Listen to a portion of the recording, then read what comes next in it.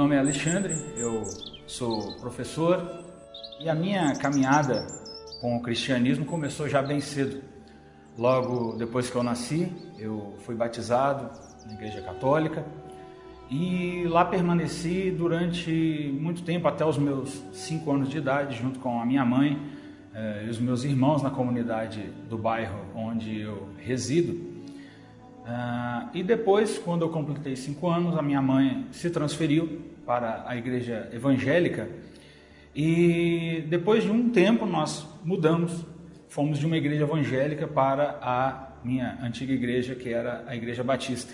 A minha primeira experiência com o catolicismo foi uma vez que eu estava voltando da Igreja Batista. Eu tinha feito um serviço braçal na minha igreja e na calçada, na volta, na calçada da minha casa, eu encontrei com um padre passionista, que estava conversando com a minha mãe e com o meu irmão, né? E ali nós nos apresentamos, tivemos um pequeno embate, mas aí foi muito curiosa a situação, porque naquele embate, quando eu olhei para trás na rua, estava cheio de gente prestando atenção.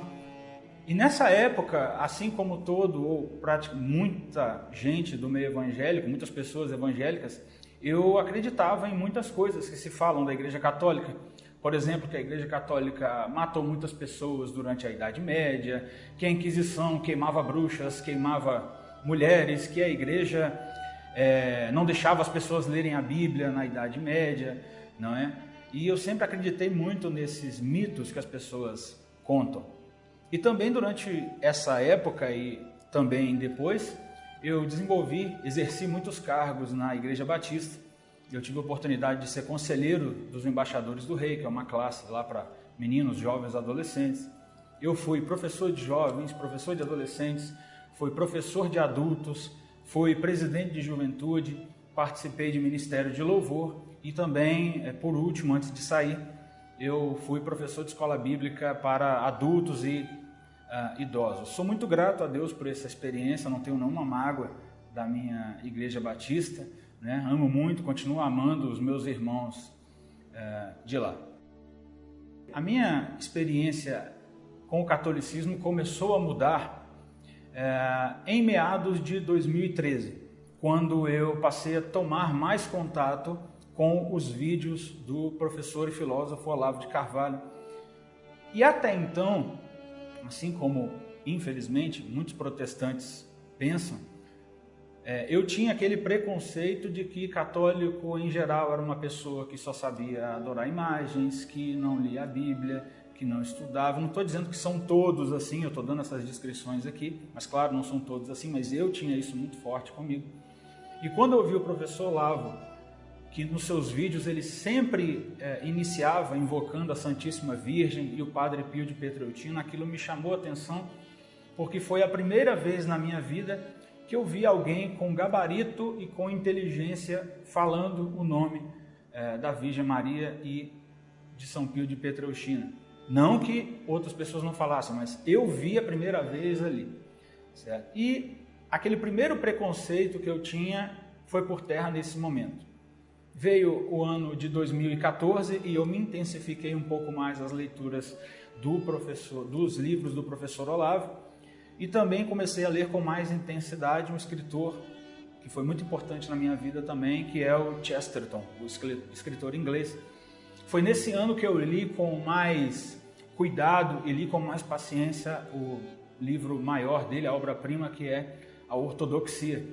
Certo? E me chamou muita atenção no Ortodoxia quando ele diz que ele é o homem que tentou descobrir um mundo novo e acabou descobrindo a Inglaterra.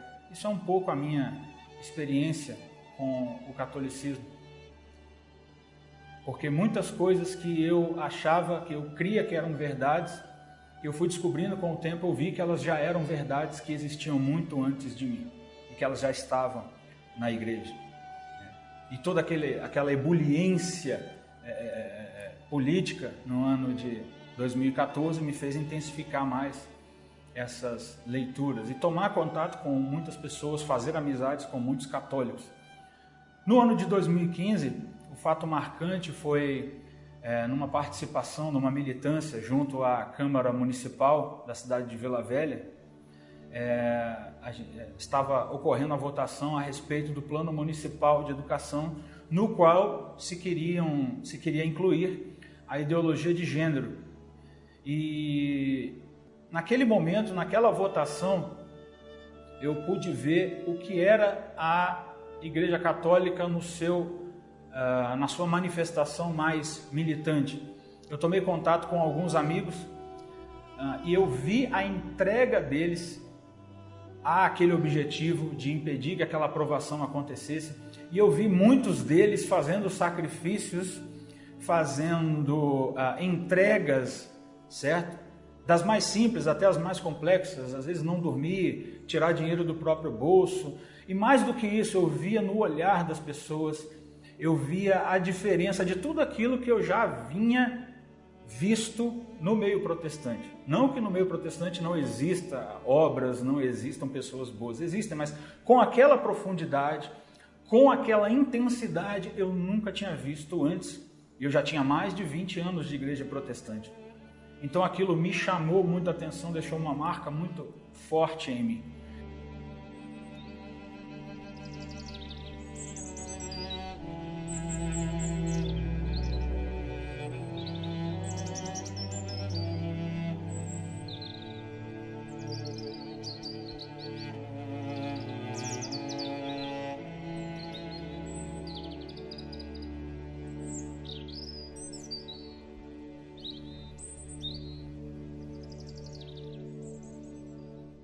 A partir dessas experiências, dessas convivências, eu comecei a me interessar mais pela doutrina e comecei, por meio das leituras também de Chesterton e do Olavo de Carvalho, eu comecei a pesquisar um pouco mais no site do Padre Paulo Ricardo.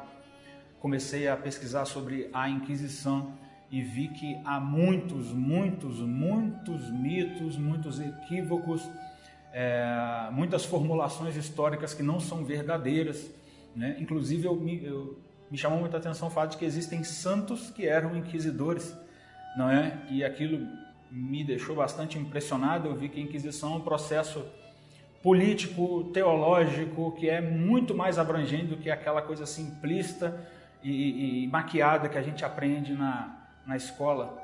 E eu passei a ver como que a igreja era caridosa na Idade Média, e é até hoje, ao estabelecer, por exemplo, a possibilidade de que os pobres pudessem se defender nos tribunais, a possibilidade de recorrer da sentença. Foram todas invenções, foi todas coisas ali produzidas na Idade Média, e aquilo me fez ver que aquela caridade que eu via nos olhos das pessoas, não era só nos olhos das pessoas, aquilo tinha uma fonte de onde jorrava aquela caridade. E eu passei a ver que aquela caridade era algo que era mais antigo do que eu.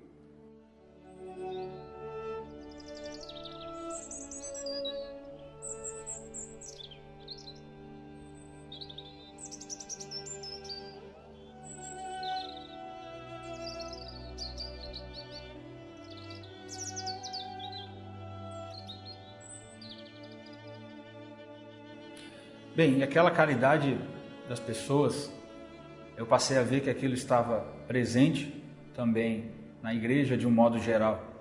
E me encantou muito também porque a igreja é o corpo de Cristo. E Cristo, quando viveu entre nós, o maior ensinamento dele foi ensinar o amor aos seres humanos. E eu vi que aquele amor não era simplesmente uma palavra vazia, sem significado, sem substância. Aquilo existia, se manifestava de maneira muito real na história. Se manifestava ali, na minha presença, quando eu via aquelas pessoas, via a sua dedicação, não é? E que o corpo de Cristo, ele não é simplesmente uma metáfora, é algo muito real. E foi naquelas experiências que eu começou a passar pela minha cabeça a possibilidade de talvez um dia voltar para essa igreja na qual eu havia sido batizado.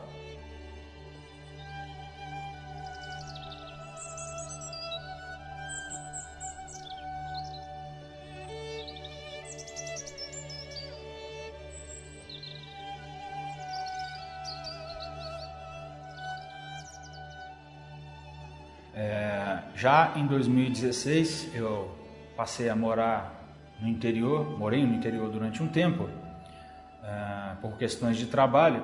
Então eu adquiri o livro das Confissões de Santo Agostinho. E eu posso dizer que ler aquele livro naquela solidão ali, que eu estava morando sozinho, e éramos praticamente eu e Santo Agostinho somente, e eu ficava muito impressionado porque ao falar dele, ele estava falando de mim também. Muitos dos dilemas, muitos dos problemas, muitas das coisas que atormentavam a alma de Santo Agostinho atormentavam a minha também.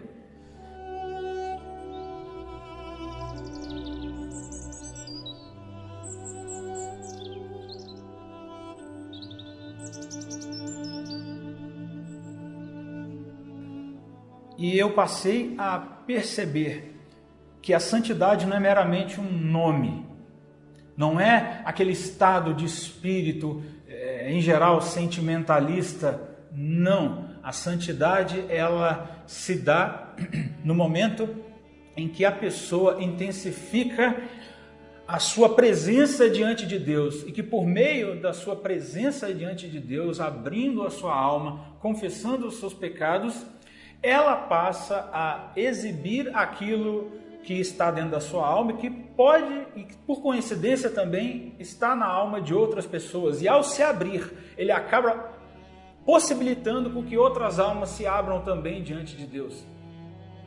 E aquilo ressoou muito forte com uma outra experiência que eu tive, muito bacana, no meio, uma experiência muito interessante que eu tive ainda protestante, porque eu gostava muito de meditar a respeito da compreensão da palavra de Deus. E eu cheguei, nessa experiência passada, ainda protestante, eu cheguei à seguinte conclusão: bem, se eu leio um texto da Bíblia, eu estou aqui numa civilização, num tempo que é diferente daquela civilização e daquele tempo no qual os escritores bíblicos viveram, nos quais eles viveram.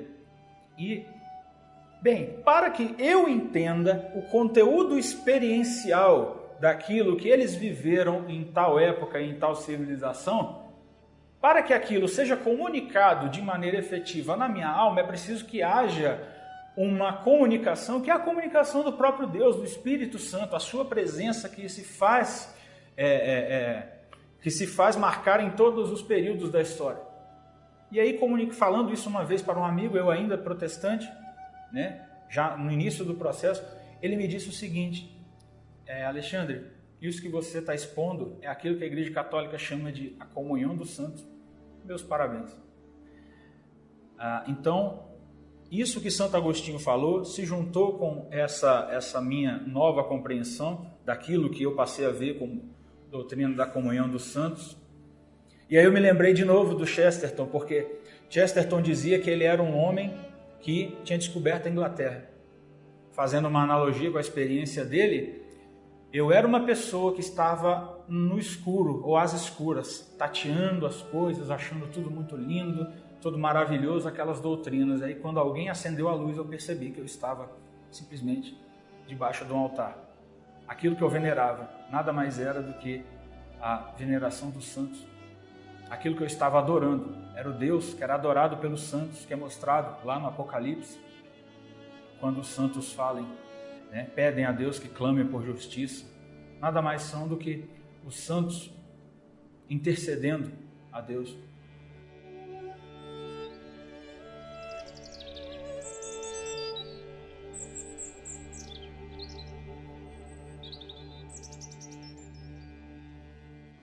Eu prossegui nessas leituras no ano de 2016, também com as leituras e pesquisas no site do Padre Paulo Ricardo e lendo outras pessoas, convivendo também, mas esses que eu estou citando de maneira muito especial.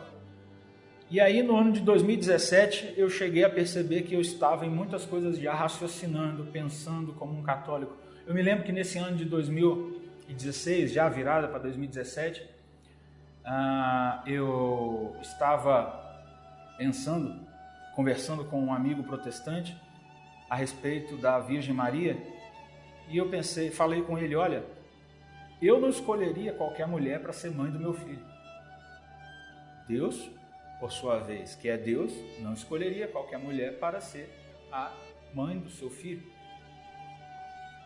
Então, esta mulher que muitos protestantes dizem que é uma mulher comum, uma mulher qualquer, não é absolutamente uma mulher comum.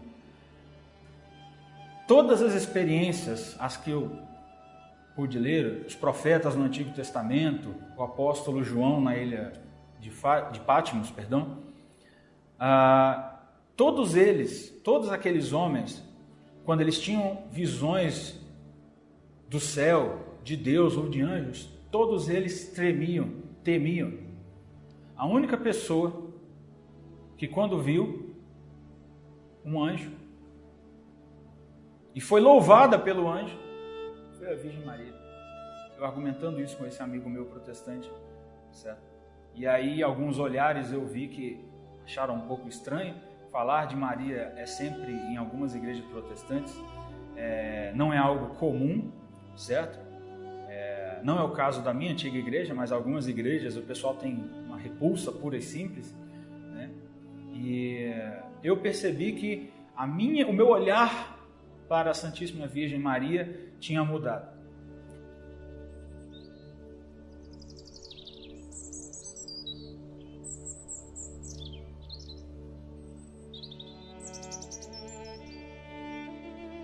Bem, já no ano de 2018, eu já não conseguia mais negar para mim mesmo que eu já estava mais com uma mentalidade católica do que protestante, não é? E sempre que eu estava conversando com os meus irmãos protestantes, eu percebia isso em mim, que tinha horas que às vezes eu tinha que refrear aquilo que eu ia falar, não é? E foi nesse ano de 2018 que eu assisti o curso do Padre Paulo Ricardo, porque não sou protestante. E foi ali a constatação, né, quase que definitiva. Eu vi aquele curso e eu pensei, meu Deus, eu estou pensando exatamente igual a ele. Era para eu estar aqui discordando dele. Eu estou pensando exatamente como ele. E eu tinha percebido que a minha chegada na igreja não era algo que eu imaginava. Em momento algum, eu desejei ser católico. Em momento algum, eu falei, não, eu vou estudar a doutrina porque eu quero entrar para a igreja. Não, eu fui estudando, lendo, me familiarizando. E aos pouquinhos eu estava dentro da igreja sem perceber. Mas aí, nessa experiência, nesse curso do Padre Paulo, eu percebi que eu já estava mais católico do que eu poderia imaginar. Bem, ainda no ano de 2018, ali no início, me incomodava muito a questão da Virgem Maria. E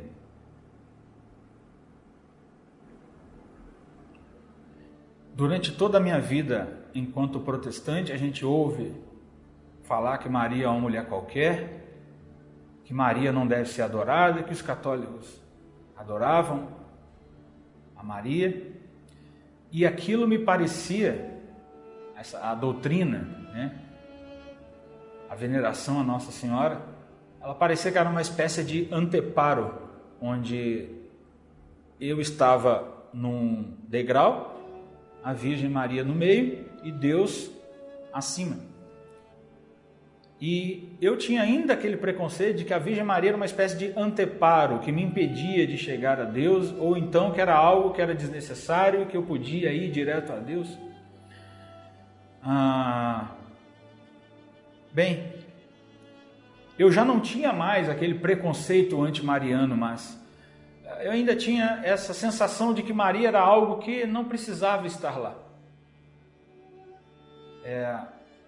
Foi quando eu decidi encarar um pouco esse meu preconceito e decidi estudar e ler um pouco mais sobre as aparições de Nossa Senhora de Guadalupe, né? Por formação, eu estudei bastante ciências exatas, né? Sou formado nessa área.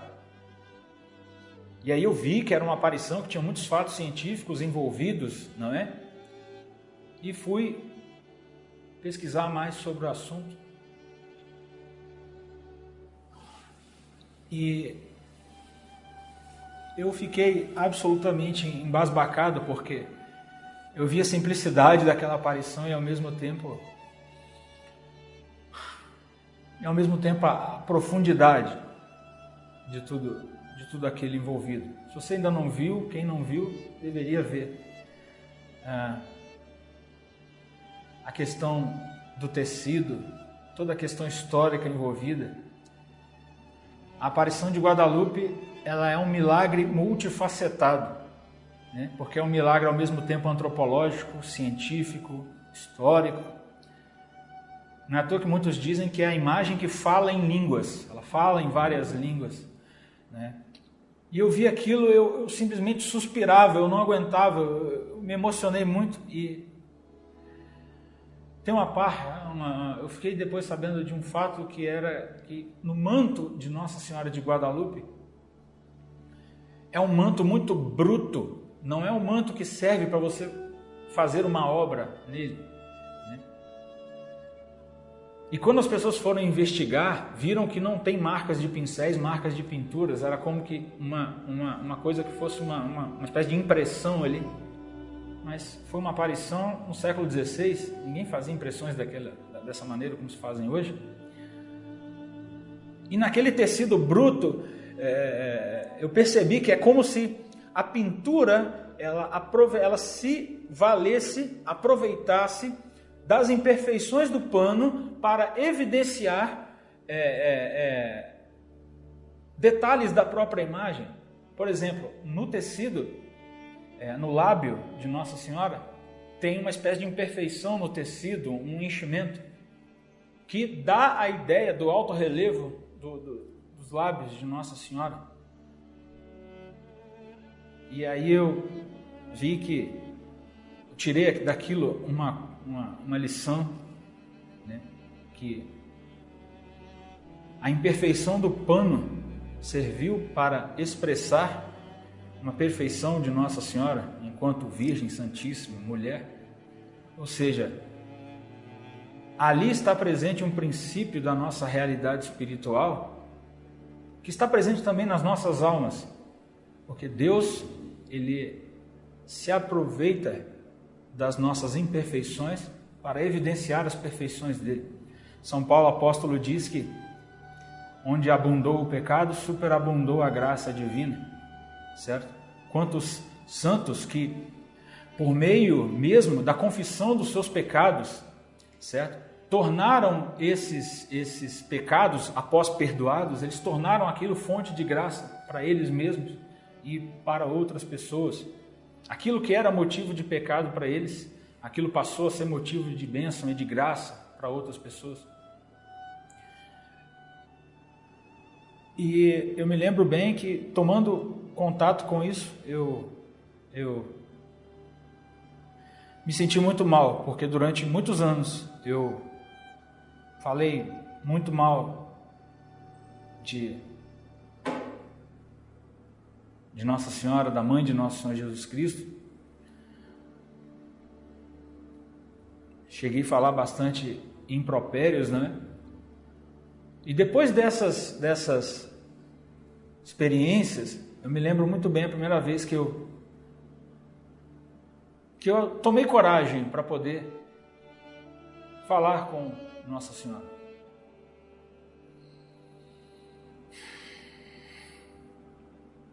Eu me lembro que eu me ajoelhei no meu quarto, fiquei um tempo em silêncio, exatamente como um filho que faz algo de ruim com a mãe e se sente culpado de pedir perdão, né?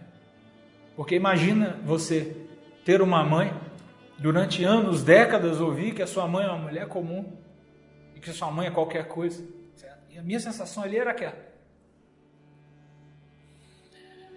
E eu falei, minha mãe, chamei assim. Tantas pessoas acreditam na Senhora, é impossível que todas elas estejam erradas. É o mundo inteiro, várias civilizações, séculos e séculos. Impossível. Me perdoe de tudo que eu falei da senhora. Me perdoe, porque eu não sabia o que eu estava falando. Eu não sabia o que eu estava fazendo. Eu quero acreditar na senhora como aquelas pessoas acreditam. Eu quero falar da senhora com a alegria com que aquelas pessoas falam. Meu Deus, eu via... Uma vez eu fui numa igreja no interior de Minas Gerais e eu vi um senhorzinho lá com um chapéu, uma pessoa extremamente simplória. Eu observei as mãos calejadas. E aquela pessoa rezando o terço na frente de uma imagem de Nossa Senhora, e eu me senti mal. Meu Deus, como isso pode ser idolatria? Como eu pude falar mal disso durante tanto tempo? E aí, durante aquela oração, eu chorei, eu solucei muito, muito. Me senti muito mal, muito culpado. E ainda fiquei um tempo em silêncio. Pedi, minha mãe, me ajude a acreditar na senhora. Eu não quero mais duvidar da senhora. E foi aí que eu acordei no outro dia, já estava me sentindo muito melhor. E nessa época eu ainda não havia optado por voltar à igreja. Eu comecei, todas as vezes que eu me ajoelhava para orar, eu fazia as minhas orações pessoais, rezava um Pai Nosso, 10 Ave Marias e outro Pai Nosso ia dormir. Certo? Era uma noção de terço que eu tinha, né? E fiz isso todas as vezes e querendo acreditar, certo? E ali eu já era um católico, mesmo ainda não tendo admitido para mim mesmo, eu já era um católico, eu estava amando a Deus, estava amando a igreja, certo? Santo Agostinho diz uma frase que eu gosto muito, né? Tudo bem que lá ele cita um certo contexto, mas serve para este também. E ele fala, numa das suas confissões, um dos trechos mais conhecidos, ele fala: tarde te amei, ó beleza tão antiga e tão nova. Tarde demais vos amei. Tudo aquilo, aquele evangelho simples que muitos protestantes falam, sabe? Aquela verdade simples do evangelho, eu vi na igreja católica. Eu via na simplicidade da devoção das pessoas, a coragem com as quais elas assumiam certos riscos, a coragem de um frei, um frade, como um padre como São José de Anchieta, vir para uma terra inóspita e submeter sua vida aos riscos mais horríveis, inimagináveis, certo? Eu já estava amando tudo aquilo, certo? Foi aí que a minha irmã, que também estava voltando para a igreja, ela me chamou e falou: Alexandre, nós já estamos naquele estágio em que, se a gente não voltar, a gente vai estar desobedecendo a Deus e a verdade que a gente conhece. Foi aí que a gente optou por voltar à igreja, a gente conversou com os nossos líderes na Igreja Batista, né? Expressamos, contamos toda a nossa experiência. E é muito interessante que tanto eu quanto ela, a gente caminhou meio que em separado, ninguém influenciou ninguém. E aí eu resolvi me confessar, me confessei, certo? Já acreditando em todos os sacramentos, acreditando na presença real de Nosso Senhor Jesus Cristo na Eucaristia, na intercessão dos santos, na intercessão de Nossa Senhora. E aí eu tomei a minha primeira comunhão numa missa celebrada pelo bispo Dom Luiz Mancilha, agora arcebispo emérito, na Catedral Metropolitana de Vitória. E aquele foi um momento muito feliz, um dos mais felizes da minha vida até hoje, sem dúvida nenhuma. E essa alegria é algo que eu jamais vou poder descrever. Estar presente no corpo de Cristo, o mesmo corpo de Cristo, pelo qual São Paulo, apóstolo, tanto sofreu, viajou, naufragou 3 vezes. Aquele mesmo corpo de Cristo, de pessoas que eu tanto amava, como, por exemplo, São Francisco de Assis, que era o homem que louvava a criação, ou a igreja de Santo Antônio de Pádua, a igreja de Santo Agostinho. Eu não tenho como descrever a felicidade que é fazer parte desse mesmo corpo místico.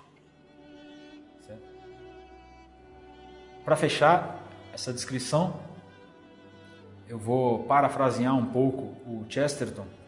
Ele fala que, como já citei, ele fala que ele rodou o mundo para descobrir a Inglaterra. Eu estava às escuras, às apalpadelas, tentando descobrir a verdade, certo? E eu estava achando tudo lindo, maravilhoso, perfeito, magnífico, mas eram só imagens que eu tinha na minha cabeça. Quando eu abri os olhos, quando as luzes se acenderam, eu vi que eu estava diante do corpo de Cristo, eu estava diante da igreja. Tudo aquilo que eu estava tateando eram pedras vivas, das quais fala São Pedro. A igreja gloriosa de Deus, que é eterna e que prevalecerá para sempre. No mais, eu só digo para os meus irmãos protestantes, os quais eu continuo amando: voltem para casa, meus irmãos, voltem para casa.